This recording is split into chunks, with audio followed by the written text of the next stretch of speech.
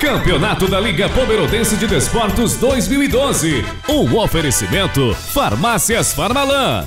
Serve com contabilidade. Custmebel Móveis e Esquadrias. Impressora Maier. Evaldo Esportes.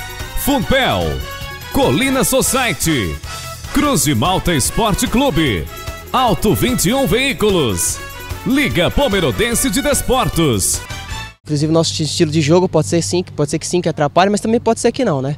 Ano passado, diante ao Botafogo lá, no jogo muito chuvoso, tivemos a oportunidade de ganhar lá no primeiro jogo da final, né?